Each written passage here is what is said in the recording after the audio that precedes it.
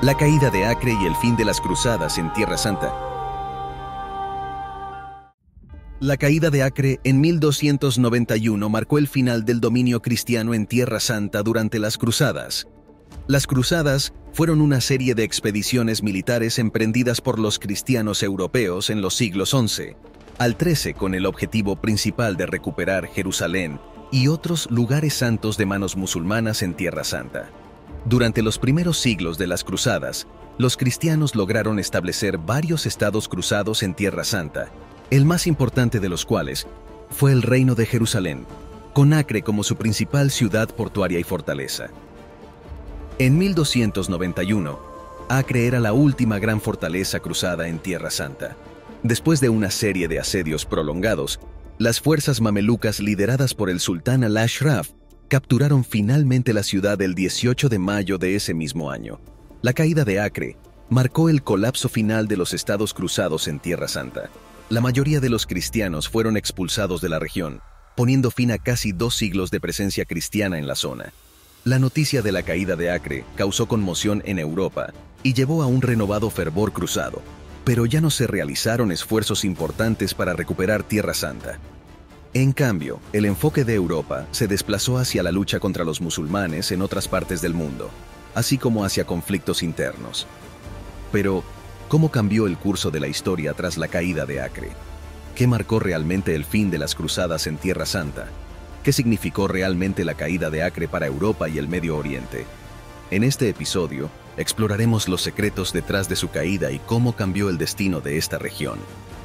Pero antes de comenzar, regálanos un like, suscríbete a nuestro canal y activa las notificaciones para que no te pierdas ningún episodio.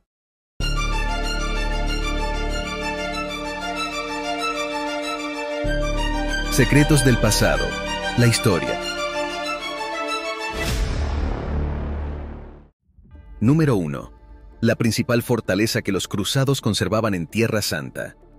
En los años 1280, San Juan de Acre se alzaba como la última fortaleza significativa que los cruzados mantenían en Tierra Santa, donde enfrentaban una serie de reveses.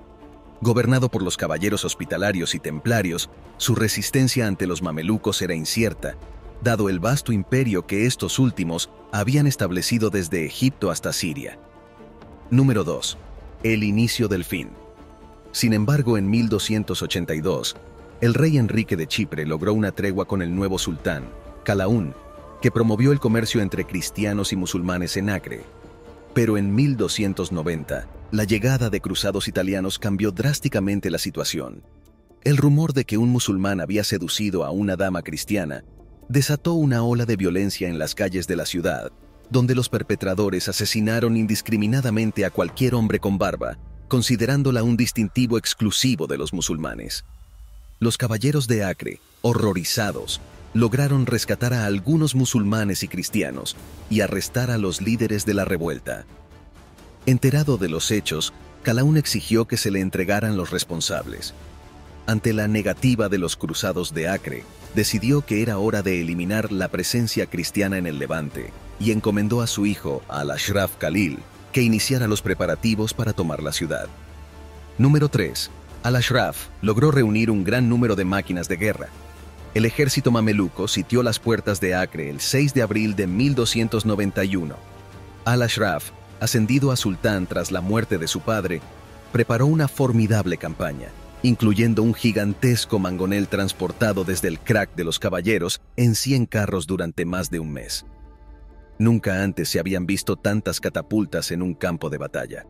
Con estas máquinas, los mamelucos planeaban abrir brechas en las murallas de la ciudad y aprovechar su superioridad numérica para aplastar a los defensores. La población de Acre, que contaba con entre 30 y 40 mil hombres, enfrentaba a un enemigo que, según algunas estimaciones, superaba los 200.000 soldados. Número 4. Aunque contaban con ciertas ventajas, sabían que no tenían suficientes soldados para defender las murallas. El asedio de Acre se prolongó durante los meses de abril y mayo de 1291, resultando más largo de lo que el confiado sultán pensaba, ya que los cristianos controlaban el mar y recibían suministros y refuerzos de la cercana isla de Chipre. A pesar de esta ventaja, Los sitiados sabían que carecían de suficientes soldados para resistir a las fuerzas abrumadoramente superiores en número. Las intensas escenas de combate que se desarrollaron durante esas largas semanas dejaron una profunda impresión, especialmente gracias al vívido relato del cronista cristiano, conocido como el Templario de Tiro. Número 5. Tras varios intentos de ataques infructuosos, decidieron suspender las salidas. Inicialmente los cristianos realizaron varias incursiones contra el campamento enemigo. En la noche del 15 de abril, los templarios, con el grito de guerra Montes Achebau, protagonizaron la primera salida desde la puerta de San Antonio. En otra ocasión, fueron los hospitalarios quienes atacaron el campamento mameluco. Sin embargo, ambos intentos resultaron infructuosos, ya que no compensaban las bajas sufridas por los defensores de la ciudad. Ante este panorama, se decidió suspender las salidas. Número 6. El desembarco que alentó las esperanzas de los cristianos. La situación se tornaba cada vez más desesperada para los habitantes de Acre. Con el número de defensores disminuyendo constantemente y los atacantes intensificando sus ataques con catapultas, la esperanza parecía desvanecerse. Sin embargo, el 4 de mayo, justo antes de cumplirse un mes desde el inicio del asedio, Enrique de Lusignan, ostentando el título de rey de Jerusalén, llegó desde Famagusta, Chipre, con 40 barcos, 100 caballeros y 2.000 infantes. Este desembarco reavivó las esperanzas de los sitiados, aunque pronto quedó claro que se necesitarían más expediciones como esa para salvar la ciudad, algo que no sería factible de organizar. Poco a poco se comenzó a pensar que Acre estaba definitivamente perdida para los cristianos. Número 7. Los intentos de negociación. El desaliento se apoderaba de la ciudad, llevando a los cruzados a buscar una solución diplomática con el sultán mameluco. Dos caballeros templarios, Guillermo de Cafranc y su compañero, se ofrecieron como embajadores. Al-Ashraf los recibió cerca de la puerta del legado y, sin darles oportunidad de hablar, les preguntó si traían las llaves de Acre. Les ofreció la libertad de los habitantes si se rendían, pero durante la conversación, una piedra lanzada desde las murallas casi golpea al sultán. Al-Ashraf, furioso, amenazó con cortarles la cabeza, pero fue detenido por el emir Shukai, que le contuvo, rogándole que no se manchase con sangre de cerdos. La embajada fracasó y el asedio continuó con renovado vigor. Número 8. El asalto definitivo. El 15 de mayo, una sección de la muralla se desplomó con gran estruendo. Los mamelucos concentraron su ataque en la puerta de San Antonio, defendida por los caballeros templarios y hospitalarios, entre ellos el mariscal Mateo de Clermont. Esta valiente defensa fue uno de los últimos actos heroicos de los cristianos. La mañana del viernes 18 de mayo, el sultán ordenó el asalto general, que se lanzó a lo largo de la muralla desde la puerta de San Antonio hasta la Torre del Patriarca, junto a la bahía. Sin embargo, el principal esfuerzo mameluco se dirigió hacia la Torre Maldita, donde la muralla formaba un ángulo, marcando el asalto definitivo. Número 9. Acre estaba condenada. El sultán desplegó todos sus recursos. Catapultas, arietes y arqueros bombardeaban la ciudad, mientras los soldados de infantería avanzaban bajo el liderazgo de emires con turbantes blancos. Los ataques eran acompañados por estruendosos gritos de guerra y el clamor de trompetas y tambores montados en camellos. Los mamelucos lograron abrir una brecha en la Torre Maldita, forzando la retirada de los defensores hacia la puerta de San Antonio, donde se encontraron con los templarios y hospitalarios, que luchaban codo a codo en la defensa de la puerta. Tras la caída de la Torre Maldita, los mamelucos tomaron la puerta de San Nicolás y penetraron en la ciudad, llevando la lucha a sus calles. Acre estaba irremediablemente perdida. Número 10. La huida del rey Enrique de Lusignan. En medio del caos, Guillermo de Beaujeu, el gran maestre templario, resultó mortalmente herido en un audaz contraataque para recuperar la Torre Maldita. Sus compañeros lo llevaron al edificio del Temple, donde falleció. Mateo de Clermont, caballero hospitalario presente en su último momento, regresó al campo de batalla y encontró su destino. Mientras tanto, un rumor desalentador se propagó entre los defensores. El rey Enrique de Lusignan había abandonado la ciudad en dirección a Chipre. Este acto fue posteriormente cuestionado y algunos cronistas lo acusaron de cobardía por desertar de la ciudad en su hora más oscura. Número 11. La muerte de los refugiados. En el sector oriental, Juan de Grailly resultó herido, mientras que Otón de Granson reunió a todos los caballeros disponibles y los embarcó en las naves venecianas cerca del arsenal. Desde los barcos, de Granson observó la caótica escena en los muelles. Mujeres, niños y ancianos se agrupaban en los botes de remos, desesperados por alcanzar las galeras cerca de la costa. En un acto de piedad imprudente, el patriarca Nicolás de Hanapé permitió que su pequeño esquife se llenara de refugiados, causando que el barco se hundiera por el exceso de peso, y todos perecieron. Número 12. Mientras unos fueron héroes, otros aprovecharon la situación a su beneficio. Durante la caótica jornada del 18 de mayo de 1291, se sucedieron tanto actos de heroísmo como de oportunismo. Uno de los casos más destacados de este último fue el del ex caballero templario Roger de Flor, quien se apoderó de una galera y escapó junto a numerosas damas nobles de Acre. Con el dinero obtenido de estas mujeres, Roger construyó la enorme fortuna que eventualmente lo llevaría a alcanzar un destacado puesto en la corte del rey de Aragón. Número 13. El último bastión. Al caer la noche del 18 de mayo, Acre quedó en manos mamelucas. El saqueo de los barrios genovés, veneciano y pisano se sumó al de las iglesias, como la de San Andrés. Los cadáveres llenaban las calles y el sultán creyó que era el fin de la Acre cristiana. Pero Al-Ashraf se equivocaba. En la confusión de esa noche, muchos buscaron refugio en el templo, donde se refugiaron más de 10.000 personas, según el templario de Tiro.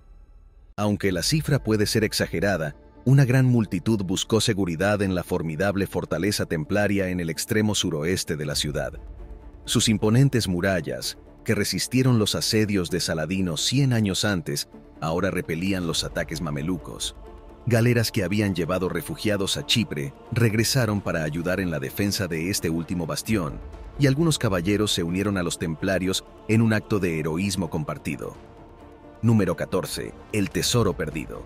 Después de 10 días de resistencia, el mariscal templario Pedro de Cebrey se enfrentó a Al-Ashraf, quien ofreció la rendición de la fortaleza a cambio de la seguridad de todos los presentes y sus pertenencias, con destino a Chipre. El mariscal, orgulloso caballero borgoñón, aceptó las condiciones y permitió la entrada de un emir y 100 mamelucos para supervisar los preparativos. Sin embargo, se desató un confuso incidente con versiones contradictorias. Según los cronistas cristianos, algunos mamelucos cometieron actos de violencia contra mujeres y niños cristianos, lo que provocó una violenta reacción de los templarios, quienes mataron a los mamelucos y arriaron su bandera. En medio de la confusión, de Cebrey envió al tesorero de la orden con el tesoro y los archivos templarios al castillo de Sidón, en barco. Tesoro y archivo que aún no han sido encontrados. Número 15. La traición. A la mañana siguiente, Pedro de Cebrey y algunos caballeros templarios acudieron a la tienda de Al-Ashraf para negociar la rendición final. Sin embargo, al llegar, fueron apresados, atados y degollados sin piedad. Al presenciar esta traición, los defensores en las murallas cerraron las puertas de la fortaleza y decidieron luchar hasta el último aliento. El 28 de mayo, los zapadores mamelucos lograron derribar toda la parte de la fortaleza orientada hacia tierra firme. Al ver esto, Al-Ashraf ordenó a 2.000 mamelucos cargar sobre la brecha. Sin embargo, el peso de tantos hombres resultó abrumador. Mientras luchaban por abrirse paso, el edificio colapsó por completo, cobrando la vida tanto de defensores como de asaltantes. Número 16. El fin. Con este poco heroico suceso culminó el asedio y la captura de Acre por parte de los mamelucos, como lo describe gráficamente el templario de Tiro, quien escribe: «Ainsi fut prise et délivrée la dite cité d'Acre». Así fue tomada y destruida la dicha ciudad de Acre. En los días siguientes, Tortosa, Sidón y el emblemático enclave templario conocido como el Castillo Peregrino también cayeron en manos de Al-Ashraf. De esta manera, llegaba a su fin la larga empresa de los cruzados en Tierra Santa, que había comenzado en una lejana fecha del 15 de julio de 1099 con la sangrienta conquista de Jerusalén. La caída de Acre marcó el trágico epílogo de las cruzadas en Tierra Santa, simbolizando el fin de una era de fervor religioso y conflictos bélicos. Este suceso no solo selló el destino de una ciudad, sino que dejó una profunda huella en la historia, recordándonos la complejidad de la convivencia entre culturas y religiones en el escenario del Medio Oriente medieval. Gracias por acompañarnos. Hasta la próxima.